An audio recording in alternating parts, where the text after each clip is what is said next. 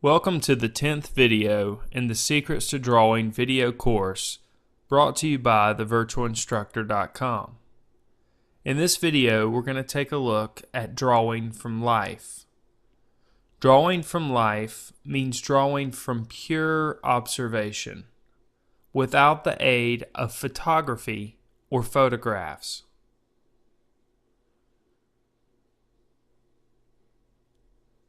Drawing from life is recommended over drawing from photos because the conversion from three-dimensional forms to the two-dimensional illusion of a drawing happens with the artist.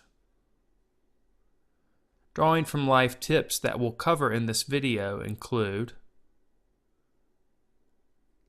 lighting a still life, composing a still life, choosing a better composition with the aid of a viewfinder.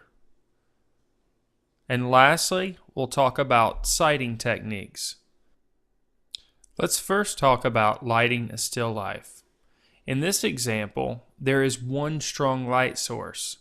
In this case, I have set up a strong spotlight coming from the left side. Notice what happens with the highlights and shadows. Here's the same scene lit with two spotlights, or two light sources. Carefully consider your light sources when you are setting up your still life. These lights will affect the overall mood of your drawing. Also consider different props that you could add to make the drawing more interesting.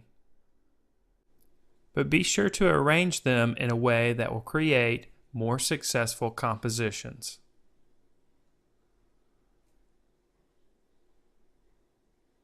Consider using a viewfinder to help find interesting compositions.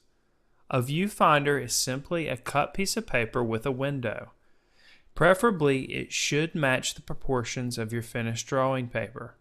You can hold it up in front of your still life and find compositions that are going to be more successful. Once you have found a composition that you feel like is successful, you can begin to draw from observation. I like to begin my drawing by finding basic shapes that I can reproduce on my surface. I'll draw lightly at the beginning stages and try to find relationships that exist between these shapes. Using my viewfinder as a guide, I'll occasionally look at the edges and where the edges of the viewfinder line up with the edges of the shapes. This will help me find the negative space between the objects and the edges of the picture plane. It'll help me arrange my drawing. As I work, I can become more confident with the marks that I make and progressively get darker. I'm not concerned totally with accuracy at this point. Instead, I'm trying to figure out on my paper the relationships that exist between objects. In fact, you can see here I am drawing several different circles for the apples. Once I become confident of the locations of the apples and the other objects in my still life, I can begin to darken up the contour lines that exist on those objects.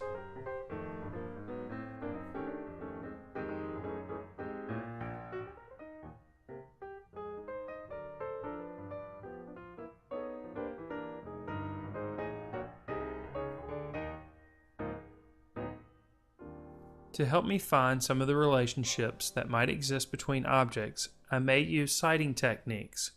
Sighting techniques can aid you in determining size relationships that exist. If I hold my pencil out in front of me as I look at my still life, and I position my thumb at the bottom of an object and the top of the pencil at the other end of the object, I get a relative size of that object. I can then take that information down to my paper and draw the object about the same size as the way that I see it.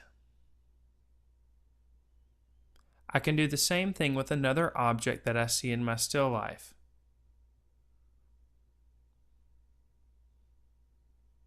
I can then use that information to compare the two sizes of the objects. to be sure that I've got the relative proportion of those objects correct on my paper.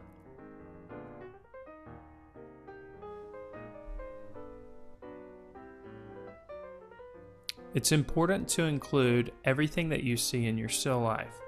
This may not always be the case. In the case of my drawing, however, the folds of the fabric in the background play an important role in the overall composition of the drawing I'm creating. It's important in my case to include those in my drawing.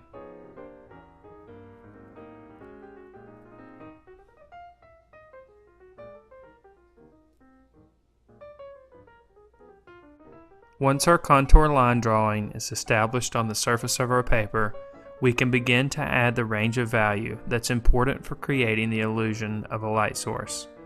In this case, I'm using a harder graphite pencil, so I'm choosing to add my value with hatching and cross-hatching.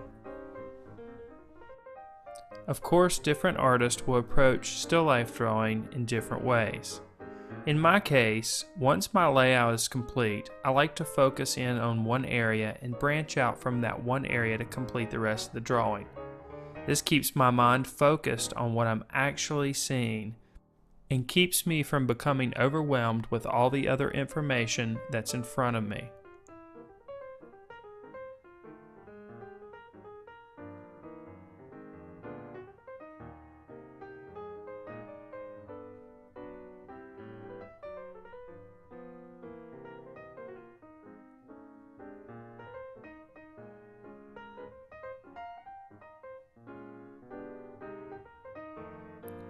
As I continue to add value in different areas on the drawing, I'm trying to remain consistent with the marks that I'm making. It's always a good idea to pick a value-adding method at the beginning of the drawing, then stay consistent throughout that drawing.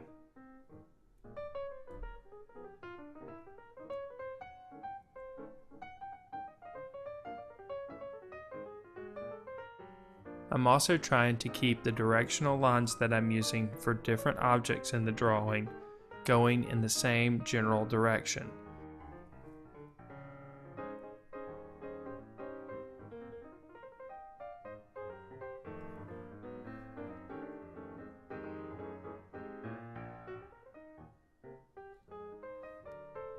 Don't neglect the values that you may see in the background.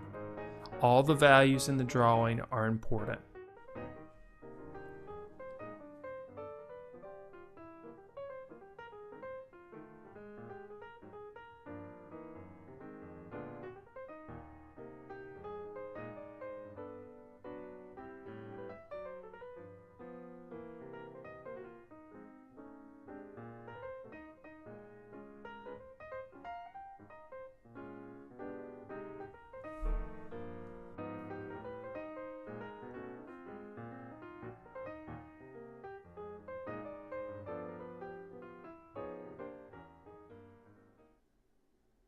So what do we learn in this video? Well, first we learned that drawing from life is a preferred method of improving drawing skills. We also learned that a viewfinder is a useful tool that can be used to improve a composition when drawing from life.